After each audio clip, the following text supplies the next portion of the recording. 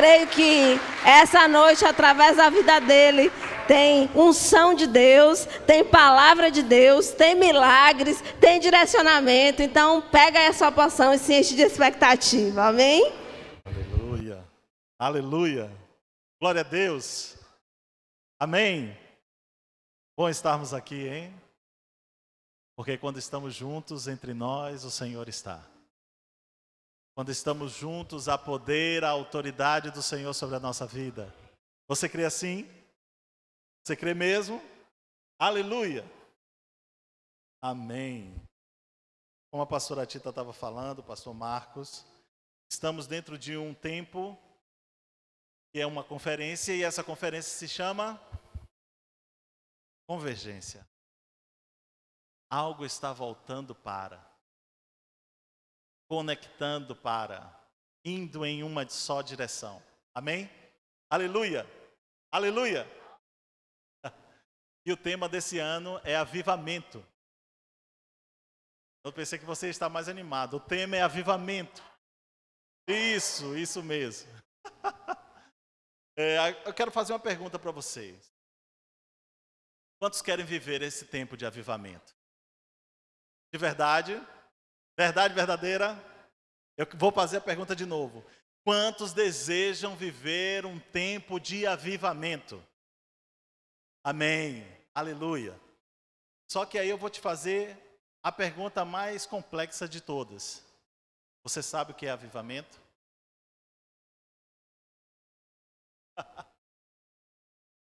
A gente ouve muito as pessoas falarem sobre avivamento, mas algumas pessoas não sabem nem o que é avivamento, gente. O que é avivamento? Você tem um conceito formado dentro de você do que é avivamento? Porque aí eu vou fazer a terceira pergunta. Para que é que você quer ser avivado? Se você não sabe nem o que é avivamento. Percebem? Nós estamos, às vezes, buscando algo que não compreendemos. Às vezes nós estamos numa modinha gospel. E sabe, o que o Senhor deseja de nós não é uma modinha gospel. O que o Senhor deseja de nós é um tempo de transformação. É um tempo de consciência, é um tempo de postura. É um tempo de se mover dentro de um propósito, dentro de um entendimento. Amém? Amém? Eu não quero chegar aqui e jogar um balde de água fria em você. Mas ao mesmo tempo eu preciso te sacolejar e fazer você entender que você precisa se mover com entendimento. Amém? Amém? Glória a Deus. Precisamos ser intencionais e conscientes do nosso papel como igreja. Senão nós estamos fazendo de conta. Se tem uma coisa que eu odeio é fazer de conta. Nós não podemos viver fazendo de conta. Amém? O Senhor, Ele quer sim que nós tenhamos um tempo de avivamento. E aí eu preciso te ajudar a entender o que é esse avivamento. Para você que já entende, ótimo. Vai ser só um reforço. Para você que não entende, que você está aqui e quer entender, vai ser algo que vai trazer revelação de Deus para a sua vida. Amém? Amém? Amém? Glória a Deus. Pois é, o termo avivamento não existe na Bíblia. Você não vai ver lá, olha, Deus está fazendo um avivamento assim, assado, em tal lugar, tal versículo. Vai achar. Tem 2 versículos que tocam nessa ideia do que é um avivamento. Um deles, o pastor Marcos falou aqui no momento do louvor, que é Abacuque 3:2. Nós não vamos ler, mas ele traz uma alusão, fala assim: aviva a tua obra, ó Deus, no meio dos anos. Né?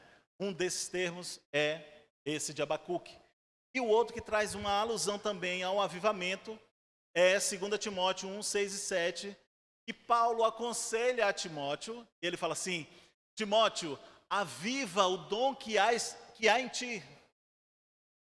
Pronto. Então, esses 2 termos sobre avivamento que existe na Bíblia toda. Mas a gente entende que o avivamento, para a gente entender esse termo avivamento, a gente precisa entender de fato o que a palavra quer dizer. Amém? Avivamento, eu fui ver dicionário, é tornar vivo. tornar algo vivo, avigorar, reanimar, despertar. Às vezes a gente fala, Senhor, nos aviva. Você está dormindo, precisa acordar. E é isso que nós estamos fazendo aqui nessa noite. Para aqueles que estão dormindo, vai acordar. Para aqueles que estão desanimados, vai revigorar, vai voltar à força. Vai reanimar, vai despertar. Amém? Vai tornar mais forte, mais intenso, vai realçar. Isso é avivamento. Amém? É tornar mais vivo, é ativar. Se estava algo inativo, você ativa. E o interessante é que, para a gente entender isso melhor, a gente precisa entender os contextos. Por que Deus tem interesse nessa coisa de avivamento? Deus tem interesse, sim. Deus quer fazer isso. Quando você pega o Gênesis, você já vê lá o Espírito de Deus se movendo sobre a face das águas, porque já tinha dado alguma coisa errada. A terra estava sem forma e vazia, e você sabia que Deus não faz nada sem forma e vazio? Então o Espírito de Deus já estava se movendo para reavivar, para tornar vivo de novo, para realçar, para despertar o que tinha se perdido. Aleluia, aleluia. E vai ser assim nesses dias. Aleluia. Precisamos entender o contexto da obra divina quando há uma quebra desse paradigma. Quando nós passamos a analisar o que é um paradigma. O paradigma em si são normas orientadoras, um modelo, um padrão que as pessoas normalmente fazem dentro daquela realidade, porque todo mundo faz, porque se convencionou dessa maneira. E quando há uma quebra disso,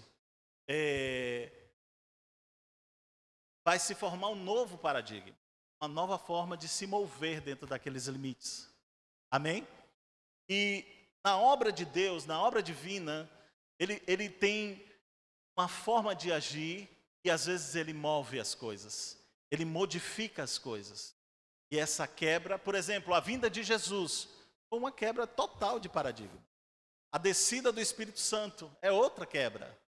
O homem era natural e agora ele não é mais natural. Ele é espiritual. Ele já não se move mais da mesma maneira. O mundo começa a ter outra forma, embora nem todos tenham consciência ainda. Amém? Então vamos para a história para a gente entender melhor. Primeiro vamos entender o projeto de Deus.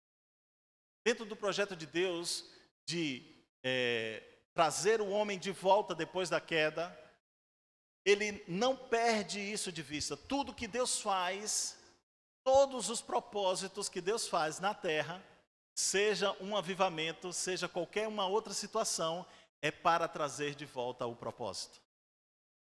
É para atender o propósito, o motivo pelo qual o moveu, resgatar o homem, trazer o homem de volta. E o avivamento está inserido dentro de um contexto exatamente disso.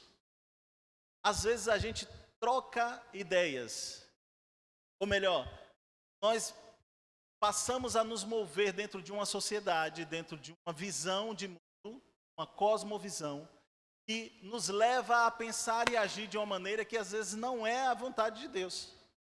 O mundo gospel, o mundo evangélico, às vezes começa a se mover com coisas, e aí eu não quero criticar nem A, nem B, nem C, por favor. Eu quero aqui nos despertar para não entrarmos somente no fluxo, e sim buscarmos a direção. Porque o que é que acontece? Às vezes, quando nós falamos, por exemplo, vamos para um culto de avivamento, as pessoas, opa, vai ser um culto. Chegar lá, vai ter falar em línguas, vai ter cura, vai ter libertação. E todas essas coisas são lícitas e fazem parte de um avivamento. Só que eu e você não somos aqueles que determinam o avivamento. Começa por aí. Nós estamos inseridos naquilo que Deus faz, mas nós não somos aqueles que fazem as coisas acontecerem. Amém? E nós vamos entender isso nessa noite, bem melhor. Amém? Então, dentro desse propósito do projeto, entra a história. Vou começar com a história de Israel, que é a sombra para a nossa realidade como igreja, tá bom? Primeiro, Deus faz aliança com um homem chamado Abraão. Conhece a história? Com essa aliança, com essa intimidade, com esse relacionamento, através de Abraão, Deus levanta um povo. Esse povo segue as orientações que Deus passou para Abraão. Logo em seguida, surge um grande nome que é Moisés. E Deus fala com Moisés através de uma aliança de relacionamento. E Deus dá uma lei, dá ordem, dá direção, dá novos paradigmas. E o povo começa a se mover dentro daquilo que Deus falou com os patriarcas, naquilo que Deus falou através da lei de Moisés. Só que esse povo, assim como a criação, se perde em algum momento. Peca contra o Senhor. O povo de Israel, depois lá de Salomão, começa a entrar num caminho meio louco e começa a se desviar demais daquilo que o Senhor falou para os patriarcas, daquilo que o Senhor falou através de Moisés, daquilo que o Senhor falou através da lei. Resultado, Deus rejeita o povo. E esse povo é disperso por todo o mundo da sua época, óbvio. Então, uma parte que é o reino do norte, que corresponde às 10 tribos de Israel, vão para a Síria. 100 anos depois, o povo de Judá e Benjamim também são dispersos. E aí é aquela profecia de 70 anos que estarão no cativeiro. Então, depois de 70 anos, estamos falando de história para entender o contexto. Amém, irmãos? Amém? Você quer entender sobre avivamento? Você vai entender sim nessa noite. Isso vai te fazer crescer, vai te fazer te posicionar no lugar certo para que haja esse avivamento. E aí, quando esse povo é disperso, no lugar onde Deus decidiu manifestar a sua glória, onde Deus fez as suas promessas, que haveria um povo, que haveria um libertador, que viria o Messias, não há mais nenhum deles lá. Não existe mais esperança de resgate do projeto original, que é a humanidade. Então está perdido, teoricamente, o projeto. Mas esse povo se arrepende na Babilônia. E depois dos 70 anos, uma parte pequena desse povo se levanta e fala assim: precisamos voltar. Existe uma promessa para nós na nossa terra. O Senhor falou que seria 70 anos de cativeiro, já passaram-se 70 anos. Então se levanta de 2 milhões que foram para o cativeiro, e aí estou falando somente de Judá e Benjamim, somente 5 mil voltaram. É muito. Mas esse é chamado o remanente. Queridos, foi no coração desses 5 mil que foram selecionados, que voltaram, escolheram, que decidiram por preservar o testemunho do Senhor. Por, ei, nós temos um Deus, Ele fez promessas e Ele vai cumprir. Você entende isso? Os 5 mil se levantou e fez assim: vamos voltar. Mas está tudo destruído, nós já temos 70 anos aqui, nós já temos uma vida, nós já estamos tão acostumados, nós temos trabalho, nós temos emprego, nós nos damos muito bem. Sabe, o povo de Israel é um povo que eram somente vaqueiros, eles criavam gados, viviam da terra. E de repente, quando eles chegam na Babilônia, eles começam a ser negociantes, e se tornam os melhores negociantes até do que os próprios da Babilônia. Tanto é que até hoje, o judeu é considerado como o melhor negociador do mundo. Até hoje. O mundo financeiro está nas mãos do... Sabia disso? Wall Street, Manhattan, são judeus. Foram eles que fundaram lá. Está na mão dele o controle. Porque eles aprenderam isso na Babilônia. Mas sabia? Esse não é o plano de Deus para eles. Resultado. Voltando para o nosso entendimento aqui da história. Esses 5 mil deram a condição da manifestação da glória. Você percebe, esses 5 mil, os remanescentes, eles foram aqueles que disseram: nós cremos que o Senhor fará, nem que seja através de nós, aquilo que Ele prometeu. E voltaram para a terra. E dentro desses 5 mil, passaram por muitas situações adversas. e ao ponto de quase serem extintos novamente. Mas eles permaneceram, prevaleceram, e o Senhor os manteve. O Senhor os guardou, o Senhor os protegeu. Através de Neemias, construção dos muros, a Esdras, a questão também da reconstrução do templo. Por que eles tinham essa preocupação de reconstruir os muros e o templo? Porque a palavra diz que o rei, o Messias, entraria em Jerusalém. A cidade precisava estar pronta. O rei entraria, seria apresentado no templo. Então o templo precisaria estar pronto. E é por isso que quando você lê o começo das epístolas, dos evangelhos, você vai ver o sacerdote Ananias quando apresenta ao Senhor Jesus. E fala o quê? Agora eu posso ir. Eu sei quem é ele. E aquilo foi o Espírito que revelou, querido. Queridos, nós vemos a profetisa Ana. Você vai ver relatos de vencedores, remanescentes que estavam com o coração na promessa. E isso faz toda a diferença.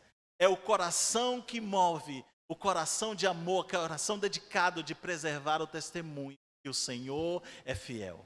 Que o Senhor é aquele que cumpre a sua promessa. Que o Senhor não falha. Amém? Amém? Aleluia! Glória a Deus. Aleluia. Jesus foi essa quebra de paradigma. Jesus chegou. O Messias esperado chegou. Um novo padrão foi estabelecido, as normas orientadoras e os limites foram modificados. Não mais vivemos pelo que vemos, vivemos pelo que cremos. Jesus estabelece isso. Aquele que quiser me seguir, você tem que crer. Querido, se você for analisar na fundo, isso foi exatamente o que Deus fez no começo com aquele povo todo. Ou melhor, com Abraão. Abraão, você quer me seguir, então você vai ter que sair da sua terra, do meio da sua parentela. Você tem que crer. O que Jesus estava fazendo foi trazendo aquele povo de volta à sua origem. Volta ao que é espiritual. Amém? Aleluia. Pronto, nós chegamos aqui no contexto onde nós vemos o que muitos poderiam dizer o primeiro grande avivamento, que é um avivamento mundial. Todo avivamento, queridos, não vai ser individual. Uma pessoa foi avivada e acabou. Ah, que maravilha, foi maravilhoso esse avivamento. Não. Pessoas começam a se motivar, a buscar o Senhor, a colocar o coração de verdade no Senhor. E daqui a pouco começa a haver um contágio daquilo. Pessoas começam a ser tocadas, modificadas, alcançadas, uma por uma. E daqui a pouco é como um pequeno incêndio. Às vezes é uma faísca que surge, parece que não vai dar em nada. Mas se aquilo for se juntando com outros materiais que são inflamáveis, daqui a pouco é um fogo que ninguém consegue conter. E o que aconteceu foi exatamente isso. Atos 2, embora alguns não chamem aquilo de avivamento, para mim, e aí eu estou falando para a minha pessoa, eu acredito que ali foi um avivamento dos remanescentes. Quem são os remanescentes, você lembra? Somente os 5.000 que voltaram. Amém? Queridos, aqueles outros eram povo de Deus que ficaram? Era. Mas quem decidiu viver aquela realidade foi quem? Os 5.000. Mas dentre os 5.000, quem foi que buscou? Foram os remanescentes. Foram os vencedores. Amém? E esses foram de fato que venceram pelos 5.000 e por todo o povo de Israel. Por que eu estou falando isso? Você vai entender um pouquinho mais à frente. Eu quero ler com você Atos 2. Vamos ler Atos, porque nós vamos entender um pouquinho isso. Atos 2. Começa do verso 1 mesmo.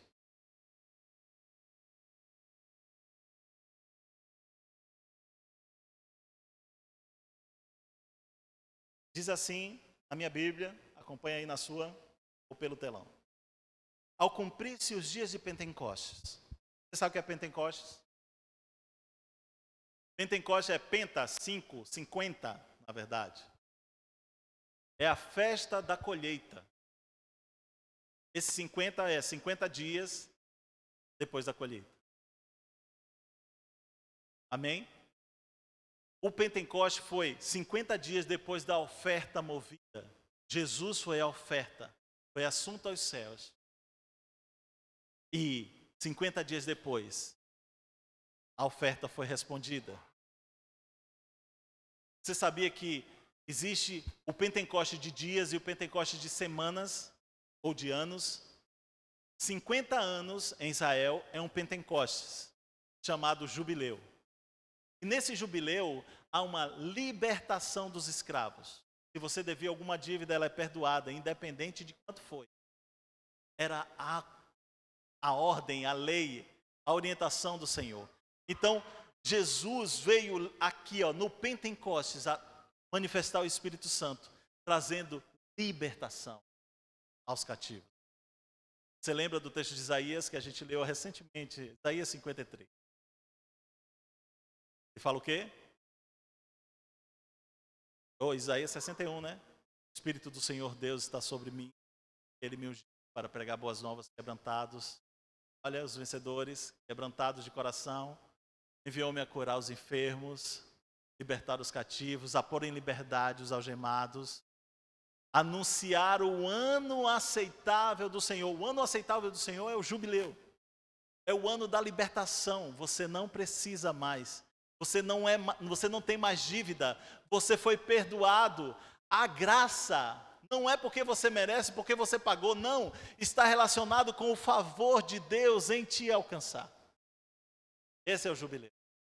Então aqui, ao cumprir-se o Pentecostes, os 50 dias, estavam todos reunidos no mesmo lugar. De repente, veio do céu um som como de um vento impetuoso. Encheu toda a casa que estavam assentados. Queridos, esse texto é muito interessante porque Jesus, depois que morreu, ele ainda ficou 40 dias com seus discípulos. Olha só, Pentecostes, ele ficou 40 dias com os discípulos. E falou, fica aí em Jerusalém, mais um pouquinho, só mais um pouquinho. Eu vou mandar a promessa. E ele falou aproximadamente com 500 irmãos depois de ressuscitado. Você sabia disso? Pois é, dos 500 que Jesus falou, somente 120 estavam lá. Vou trazer novamente o paralelo que a gente fez. 2.000 foi para o cativeiro, voltaram 5.000, e dos 5.000 tinha um grupo pequeno chamado de vencedores, que eram aqueles que estavam me esperando.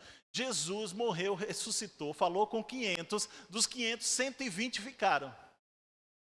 Eram os remanescentes dos remanescentes. Eram os vencedores. Amém? E foram esses que deram condições da promessa se manifestar, da promessa acontecer. E aí, olha só o que é que acontece.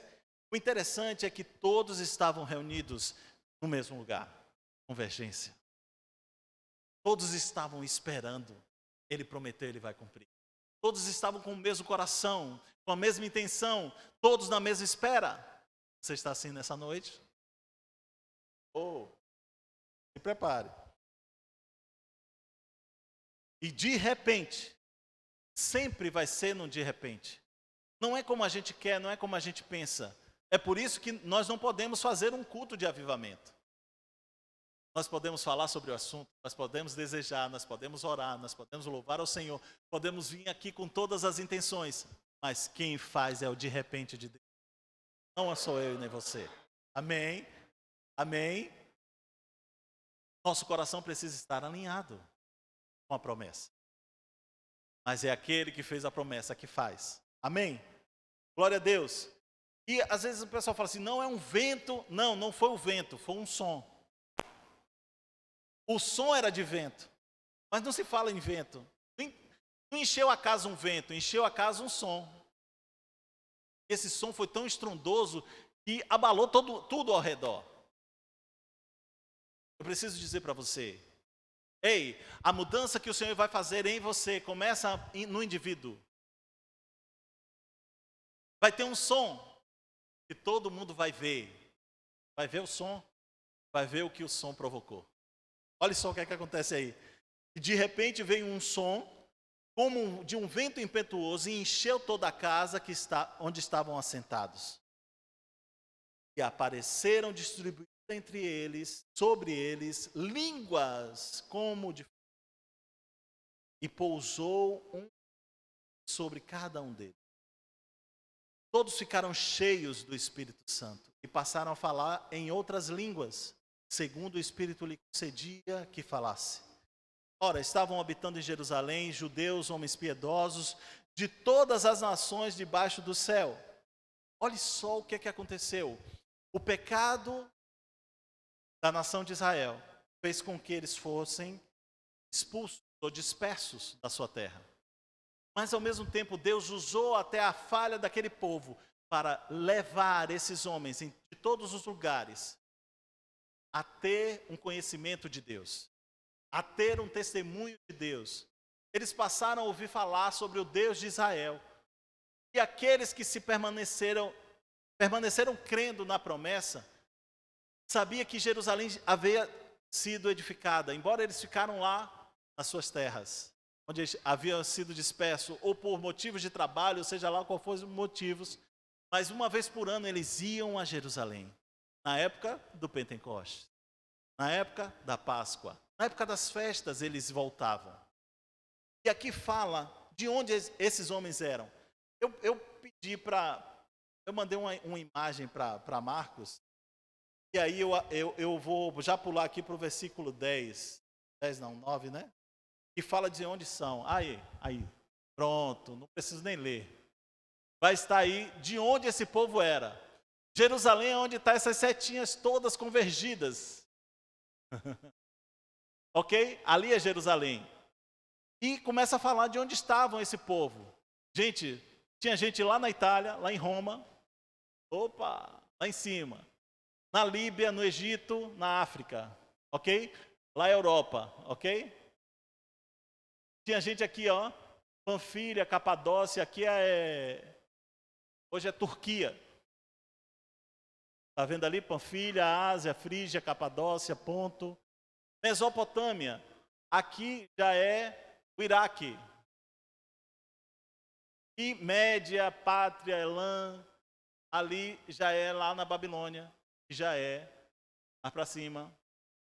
Nós estamos falando da Síria, que hoje é o Irã.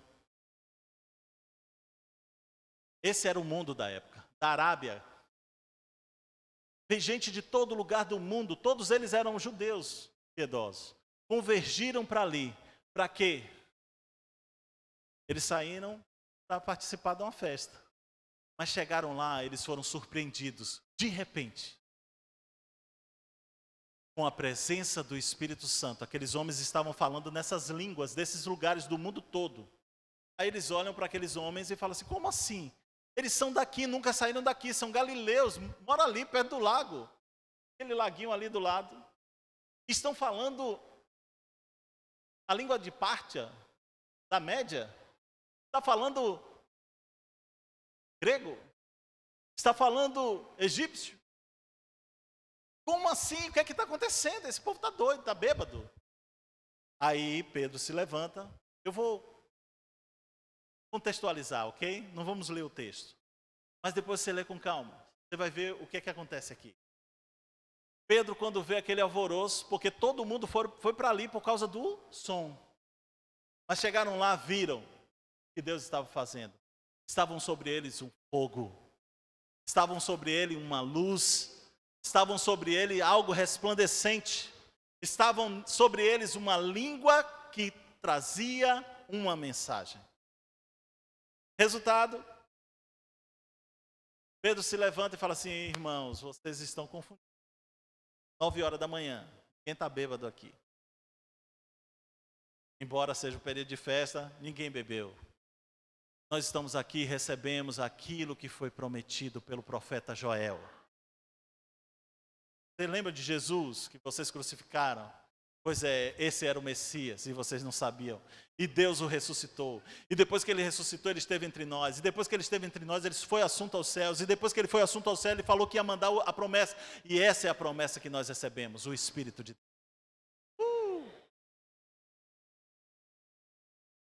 simplesmente esse testemunho, a presença daquele Espírito, daquele fogo, daquela luz, adivinha o que é que aconteceu? Aqueles homens viraram para eles e fez: o que faremos? O que é que a gente pode fazer agora? Porque a gente não sabia disso, a gente não tinha conhecimento disso. E Pedro olha para eles e fala assim: é fácil, vocês se arrependem dos pecados, recebe Jesus e recebe a promessa. Também vocês vão falar. Também vocês vão manifestar essa graça. Está sendo derramado. Aí ele faz referência a Joel. Você lembra de Joel? Aleluia. O profeta Joel é aquele que fala assim: e eu derramarei do meu espírito sobre toda a carne.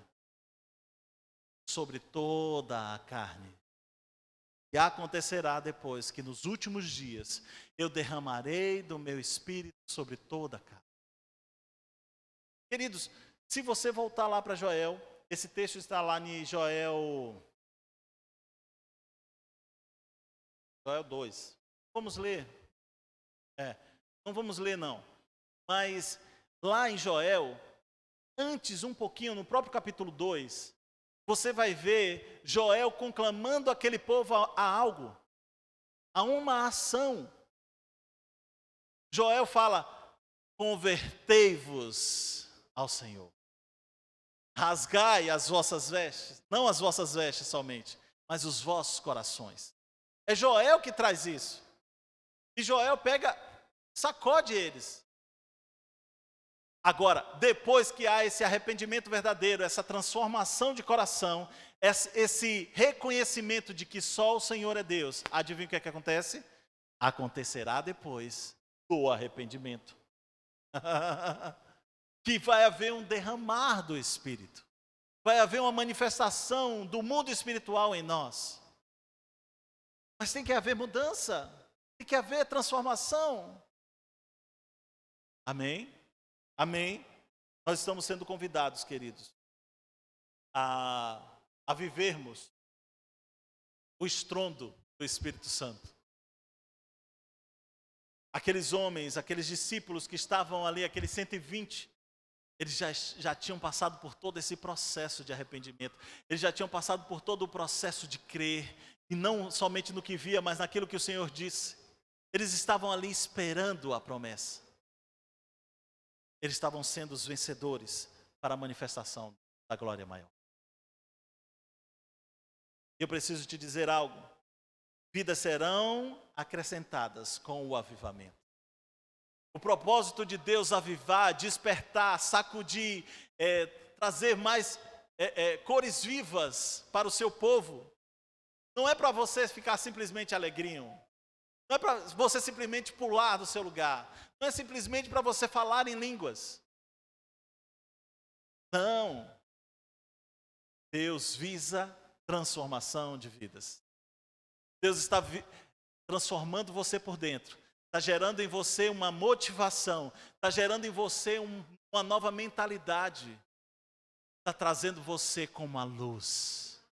Como aquele que representa a glória. Aquele carregadores da glória de Deus, da visão de Ezequiel, é você aqui na terra.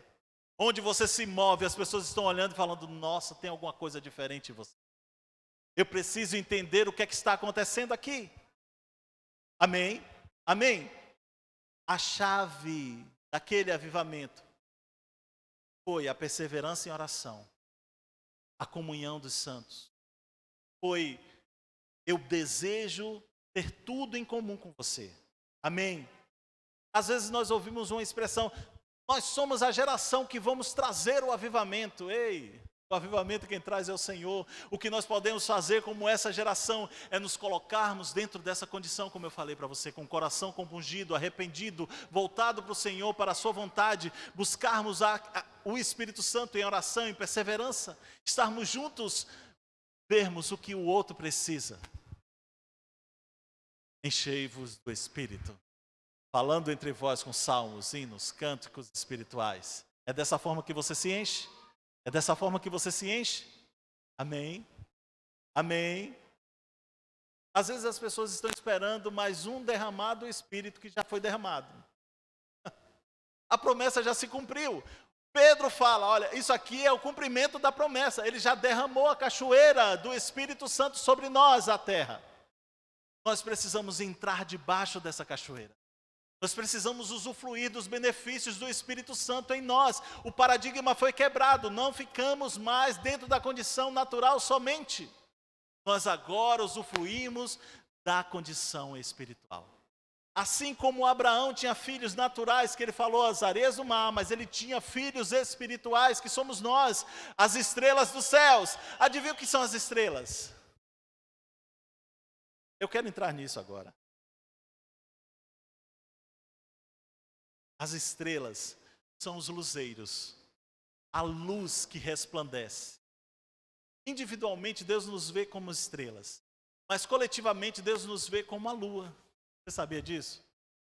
A lua não tem luz própria. Ela só reflete a luz do sol. Jesus é o nosso sol da justiça. Nós simplesmente devemos captar a luz do Senhor Jesus e manifestarmos essa luz. Amados, o Senhor está nos convidando para sermos o seu testemunho. A preservação do testemunho traz transformação na sociedade. Amém? Amém. Glória a Deus. Existe um paralelo entre a história do povo de Israel e a igreja. Nós não podemos perder isso de vista. Essa história que eu te contei, do remanescente, aconteceu a mesma coisa ao longo da história da igreja. A história da igreja, Jesus começa com aqueles 12, mas aqueles 12 formam um povo. A igreja era grande. Aqui no primeiro dia da igreja, de 12 virou 120, do 120 virou 3.120. Porque só nesse dia 3.000 foram incluídos, foram alcançados com a mensagem de que aquele que prometeu é fiel. Foi alcançado com o testemunho de que Deus, ele não falha. Ele vai cumprir a sua promessa. Amém? Amém? E esse paralelo entre os remanescentes e a história da igreja é a história, por exemplo, dos reformadores. Os reformadores são os vencedores. A igreja passou por um momento de dispersão. Do século III em diante, a igreja se perde. A igreja está lá? Está, mas está como a lua nova. Você já ouviu falar da lua nova? A lua nova é aquela noite que você chega, olha e procura a lua e não acha no céu. Ela está lá? Está. Mas ela não reflete luz. Era uma igreja que estava tão cheia dela mesma que ela não consegue deixar a luz de Deus passar. Ela está muito densa. Ela está em uma posição que não é propícia que a luz de Deus reflita nela.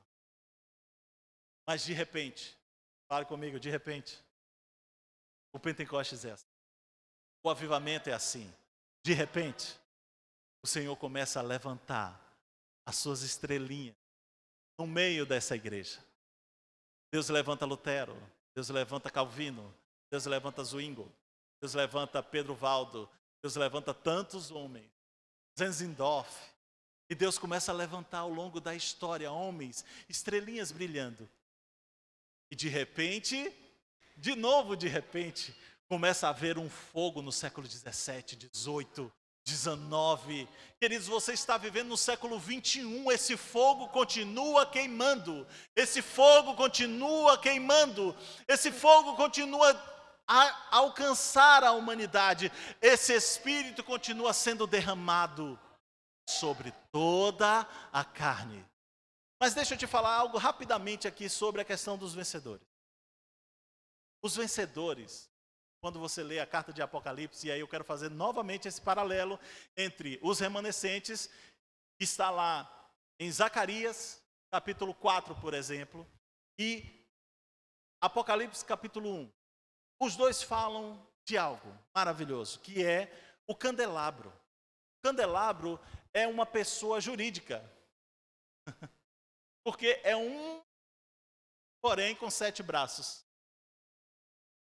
É a igreja. O próprio Apocalipse 1 fala disso. Fala que ao anjo da igreja, aquele candelabro está sendo entregue, ou seja, a responsabilidade de brilhar.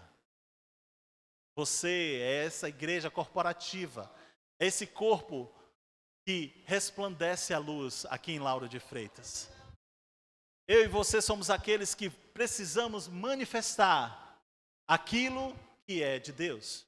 A luz que reflete, porque o candelabro em si, ele não tem poder de fazer luz. Precisa haver um azeite que passe por ele e ele manifesta através das suas hastes essa luz. Mas a luz não é dele, ele é um recipiente, ele é um condutor. Eu e você somos condutores de Jesus. Somos os carregadores dessa manifestação de luz. Amém? Aleluia. E quando a gente faz esse paralelo, a gente entende que em Apocalipse 1, e aí 2, 3, até o 3 eu acho, tem a carta às igrejas. E o interessante é que no final de cada carta faz assim: ao vencedor darei isso, ao vencedor darei aquilo, darei um nome, darei uma pedrinha, darei que se assente. Nós não temos tempo para ler isso agora, mas o que eu quero que você pegue é a ideia. Sabe o que é um vencedor? O vencedor é o herói. Aí você fala assim: pô, pastor, você quer que eu seja o herói? Sim. Mas um herói, não um herói como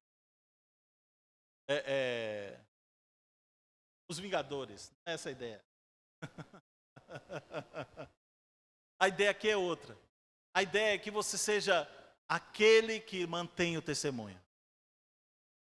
Todos podem falhar, mas o vencedor não. Sabe, queridos, na época de Davi, Davi foi o herói, foi o vencedor. Por quê? Saiu o campeão do exército inimigo, que era Golias, e bradou: traga um para lutar comigo. Não precisa o exército todo brigar. Eu brigo e quem vencer aqui, o exército todo ganha. Jesus, ele está convocando os seus vencedores. Porque quando o vencedor vence, toda a igreja vence. Você entende isso? E aí Davi se apresenta, porque está todo mundo com medo. Davi se apresenta como o campeão. Fala assim: eu vou lutar com ele. Alguns até desqualificam ele. Algumas pessoas talvez achem que você não pode ser um campeão. Talvez até na sua cabeça você ache assim: eu? Mas, ei, queridos, amar ao Senhor de todo o coração. Colocar o desejo por ele. Esse é o campeão. Não estamos falando de coisas extraordinárias na visão do mundo, mas extraordinárias na visão de Deus. Pessoas que estão com o coração voltado para a sua palavra, em vivê-la corretamente. Porque, olha só, em João 1, diz que Jesus é a luz do mundo. Né? Primeiro começa: o verbo se fez e habitou entre nós. E essa palavra que habitou entre nós, se fez homem, ele era a luz. Observe a comparação: palavra que virou gente, que é luz. Você é salvo pela palavra, que é Jesus. Depois que você é salvo pela palavra, você passa a ser um homem segundo o coração de Deus. Depois você começa a manifestar o que é de Deus, sua luz, que Ele é. Eu e você somos esses convidados a sermos os campeões. Leia comigo, rapidamente, Mateus 5,14. Tem como projetar aí? Eu não tenho tempo mais. Mateus 5,14 até o 16. Pois sois a luz do mundo, uma cidade edificada sobre um monte não pode ser escondida. Igualmente não se acende uma candeia para colocá-la debaixo de um cesto. Ao contrário, coloca-se no velador e assim ilumina a todos os que estão na casa. Você percebe que é o mesmo conceito de vencedor? Ela ilumina todos. O campeão é exatamente isso. Você não vence para você, você vence para todos. Todos são alcançados pela sua vitória. Todos vão ver. Amém? Igualmente não se acende, segue. É o último? Assim deixe a vossa luz resplandecer diante dos homens, para que vejam as vossas boas obras e glorifiquem o vosso Pai que está nos céus. Queridos, o campeão é aquele que pratica as boas obras. Nós estamos sendo chamados para praticar boas obras. Isso é manifestar a luz, isso é ser o vencedor. Ah, mas foi ruim comigo. Ei, você é bom com ele. Você é o campeão. O Senhor colocou em você uma capacidade de campeão. Filipenses 2, 15 e 16. Vamos lá, Mateus.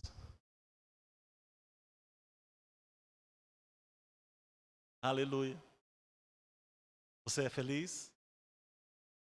O Senhor está te levantando nesse tempo para manifestar a sua luz.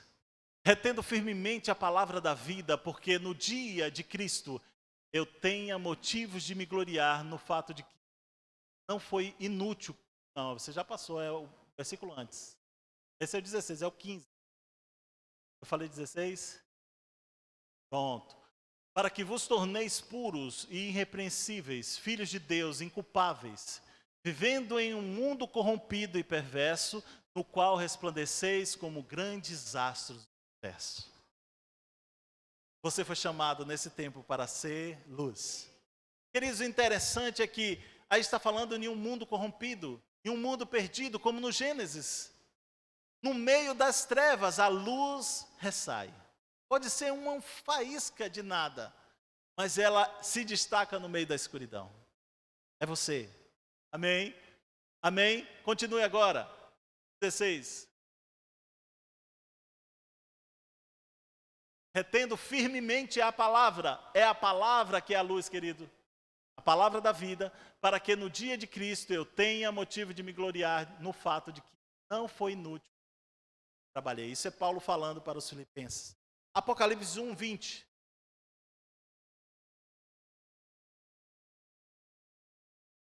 Este é o mistério das 7 estrelas que viste na minha mão direita e dos 7 candelabros de ouro. As estrelas são os anjos das 7 igrejas e os 7 candelabros são as 7 igrejas.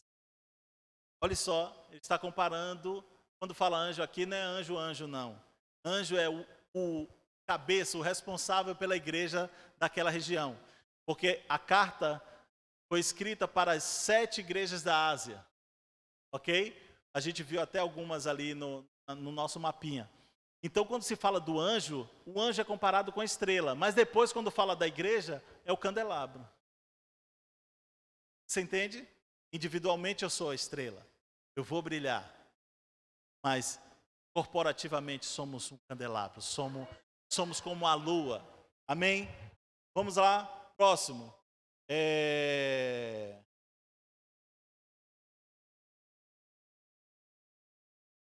Apocalipse 2, 5.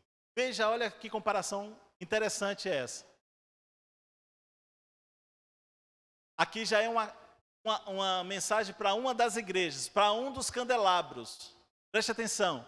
Recorda-te, pois, de onde caíste, arrepende-te e volta à prática das primeiras obras. Observe novamente, sempre essa questão do ser luz está relacionado com a forma como você vive. Aquilo que você pratica, as suas obras. Então a luz está relacionada com você vive a palavra ou não. Se você não está vivendo mais essa palavra, o conselho é esse: arrepende-te, volta às primeiras obras. Você precisa viver essa palavra. Não pode ser de fantasia.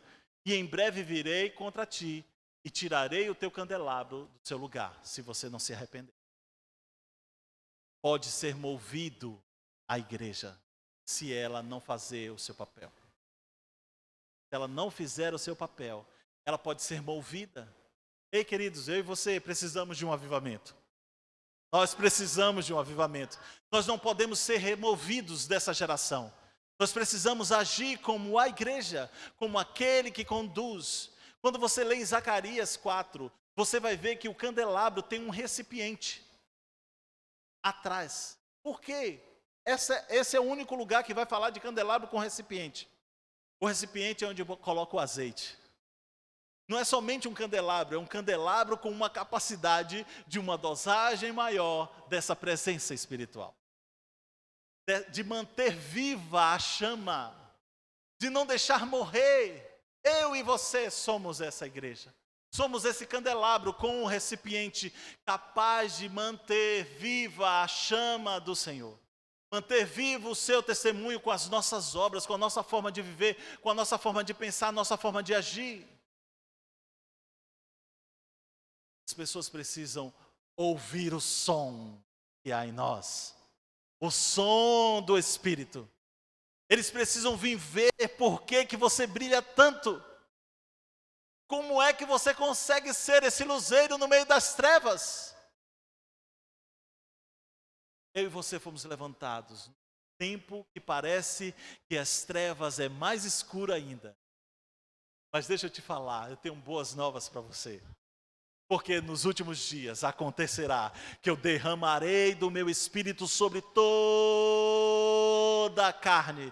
Toda a carne, não vai haver ninguém que não vai ver o poder do Espírito. Eu e você estamos nesse tempo. O tempo dos últimos minutos do dia. Queridos, depois da noite, um dia eu passei por uma situação tão delicada. E eu cheguei para o Senhor e falei assim, Senhor, eu não aguento mais, o que eu faço disso? E aí me veio uma pergunta dentro do meu espírito. Qual a hora mais escura da noite? Quero lá saber de hora mais escura, Senhor. Eu estou querendo a solução para o meu problema. E o Senhor perguntou de novo. Qual é a hora da noite? Aquilo me chamou tanta atenção que eu parei de pensar no meu problema. Fiquei pensando. Escura da noite. E a resposta ao meu coração é aquela que antecede você. Depois daquele momento mais escuro, a luz vai começar a influenciar. A luz vai começar a mudar aquele ambiente. A luz vai começar a transformar aquela situação escura. A luz vai resplandecer até ser dia perfeito.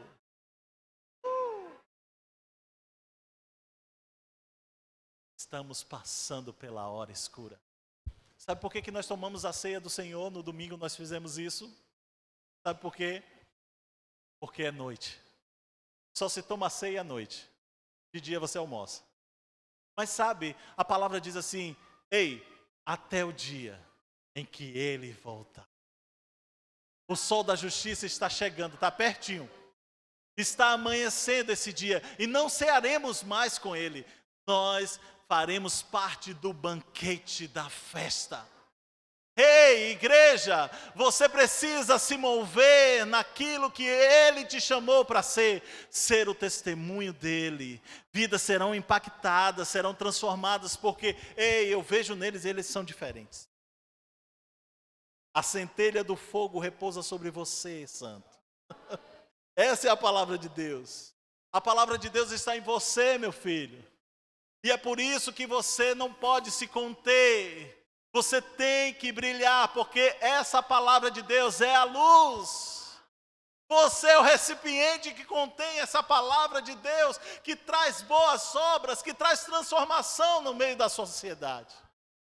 Aonde você está, onde você vive, onde você congrega, onde você estuda, onde você trabalha, você é a resposta. Como recipiente, como aquele que vai influenciar. Como aquele que vai fazer com que o azeite que está sendo derramado, porque o recipiente está em você, o azeite que está sendo derramado, que está alimentando essa palavra, mantenha acesa em nossos corações. E nós somos os receptáculos da luz. Vamos continuar manifestando o poder do Espírito Santo, porque o poder do Espírito Santo é que nos mantém vivos, que nos mantém avivados, que nos mantém despertos, que nos mantém com cores vivas. Eu e você, eu e você. Eu quero te falar qual é o cerne de um avivamento, para fechar. O cerne do avivamento é amor pelas almas perdidas. Porque está relacionado com o projeto do coração de Deus, querido. Não se trata de você e de mim. Nós somos os vencedores para eles serem alcançados. Nós viveremos a vida de Deus para eles serem alcançados.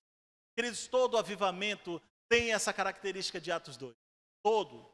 Quando você pega na história, começou algo em uma pessoa, em duas, em três, em um grupo pequeno, e daqui a pouco toda a sociedade foi impactada por ele.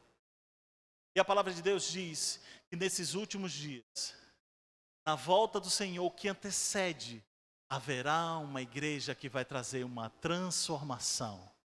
Haverá uma colheita sem igual. Haverá um povo diferente. Eu quero que você fique de pé. Eu quero que você fique de pé. Ministério de Louvor, por favor. Eu quero que você feche seus olhos agora. Eu sei que eu passei um pouquinho, mas eu preciso fazer essa oração com você.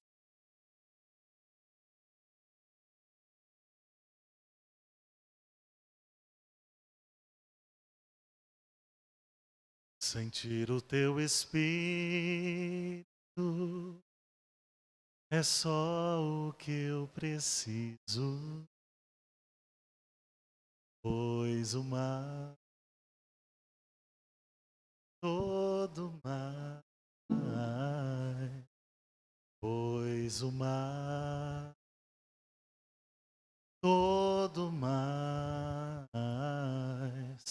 pois o mar certamente tu farás.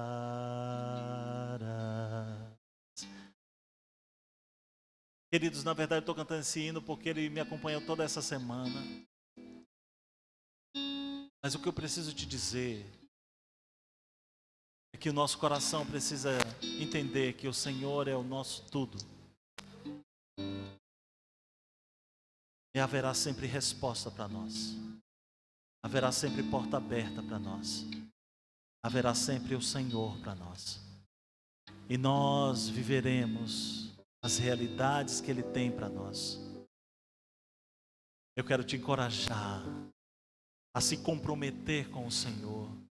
E não ser apenas aquele que volta para Jerusalém.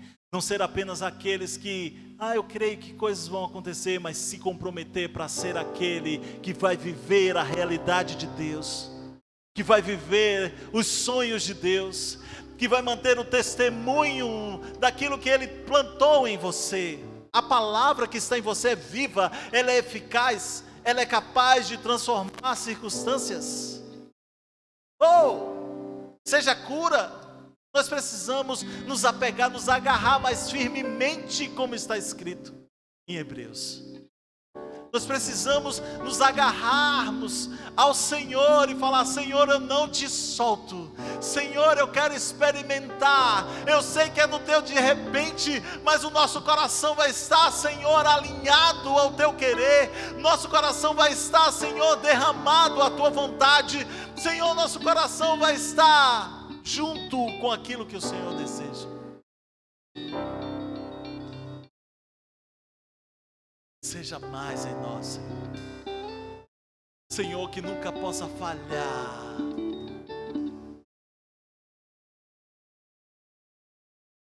Mesmo que a gente venha, Senhor, a ter limitações, que o Senhor possa corrigi-las em nós. Nos ensinar a corrigir o mais rápido possível, para que a gente possa experimentar do máximo que o Senhor tem para nós. Às vezes o Senhor quer nos abençoar, queridos, mas nós é que não estamos em condições de receber a bênção dEle. Então, que haja em nós transformação. Que haja em nós transformação. O Teu Espírito tem poder em nós. Nós te desejamos, Senhor. Nós te desejamos, Espírito de Deus. Nós te desejamos, ansiamos por ti.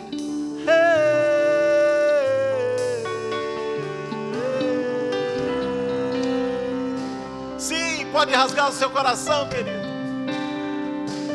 É disso que Ele quer, um coração compungido, Ele não despreza. Um coração quebrantado, Ele não vai desprezar. Nós te desejamos. Nós te queremos, Senhor. Nós te queremos, Senhor.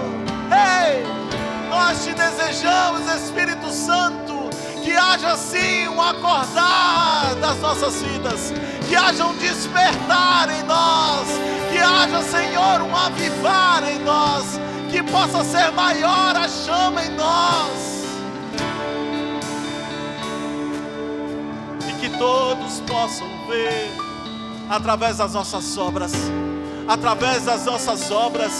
obras como a do unigênito do Pai, como a do primogênito. Aleluia, aleluia.